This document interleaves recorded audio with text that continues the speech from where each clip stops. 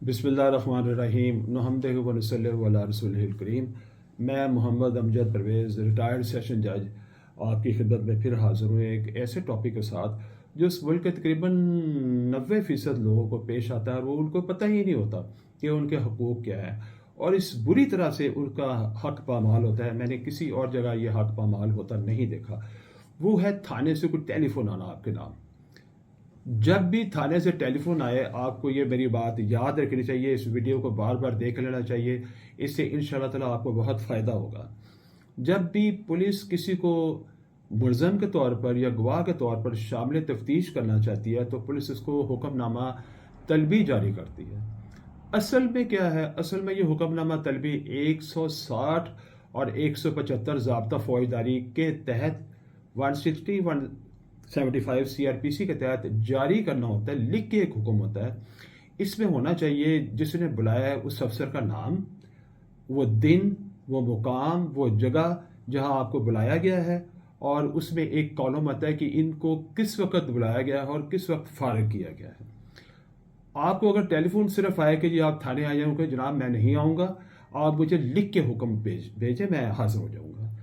High courts نے منع کیا ہے کہ کوئی آدمی ٹیلی فون پہ کسی کو تھانے نہ بلائے۔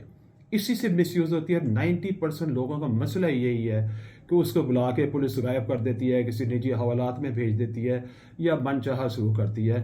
لیکن قانون یہ کہتا ہے کہ آپ کو حکم نامہ طلبی، آپ بھلے ملزم ہوں، آپ بھلے گواہ ہوں، یا کسی طرح آپ اس کو جانتے ہو کیس کو، اس جرم کو، اور آپ کو شامل تفتیش کرنا ہے یا آپ سے پوچھ گچھ کرنی ہے، اس کے لیے ہمیشہ اصرار کیجئے تحریری حکم نامے پہ۔ اب تحریری حکم نامہ جو ہے وہ آپ کے پاس آ گیا، آپ وہاں جائیے، اس کو جا کے بتائیے متعلقہ افسر کو جناب میں حاضر ہو گیا ہوں، یہ میرا آپ نے مجھے بلایا ہے تو میں حاضر ہو گیا، اب میں حاضر ہوں، مجھے بتائیے۔ اب اگر آپ کے پاس یہ حکم نامہ نہیں ہوگا وہ آپ کو سارا دن بٹھا چھوڑیں گے، رات کو فارغ کر دیں گے، اگلے دن پھر بلائیں گے یا جو ان کا جی چاہے گا کریں گے۔ لیکن اگر آپ قانون جانتے ہیں یا ان کو پتہ ہے کہ یہ بندہ قانون جانتا ہے تو آپ کو پھر ناجائز طور پر یقیناً ہراساں نہیں کریں گے۔ اب اس کے بعد ان کو جب آپ فارغ کریں گے آپ کو، تو آپ کو لکھ کے دیں گے کہ ہم نے لکھنا چاہیے کہ ہم نے اس کو اتنے بجے بلایا ہے اور اتنے بجے ہم نے فارغ کر دیا۔ اگر دوبارہ بلانا ہے وہ اپنے پاس رکھ لیجئے اس کاغذ کو۔ اگر دوبارہ بلانا ہے آپ کو پھر وہ ایک نیا حکم نامہ جاری کریں گے، اگلے دن بلانا ہے پھر آپ کو نیا جاری کریں، وہ ایک دن کے لیے ہوتا ہے۔ اب اس میں یہ ہے کہ آپ کو پریشان نہیں کیا جائے گا، ہراسمنٹ نہیں کی جائے گی، اور آپ کی زندگی کا، آزادی کا تحفظ کیا جائے گا۔ اب سوال یہ پیدا ہوتا ہے کہ اگر آپ کو وہ ویسے بٹھائی رکھتے ہیں اور جاری بھی نہیں کرتے تو اس کا آپ کے پاس حل کیا ہے؟ اس کا حل یہ ہے کہ بلا وجہ آپ کو روکے گا، گرفتار کرے گا خواہ بھائی کسی حکم نامے کے بغیر، یا آپ کو وہ تنگ کرے گا، یا وہ کوئی حکم نامہ طلبی جاری ہی نہیں کرے گا، یا لکھ کے نہیں دے گا کہ میں نے اس کو اتنی دیر بٹھایا ہے، یہ اتنی دیر کیا ہے، تو آپ جو ہے پولیس آرڈر ہے 2002، اس کا جو آرٹیکل ہے 155 اور ضابطہ فوجداری کا جو سیکشن ہے 22A 63، پھر آپ یاد کر لیجئے، پولیس آرڈر 2002 آرٹیکل 155، اور دوسری طرف ضابطہ فوجداری کا سیکشن ہے 22A 6(3). جسٹس آف پیس جو ایک جج ہوتا ہے اس کے روبرو آپ درخواست دائر کر سکتے ہیں۔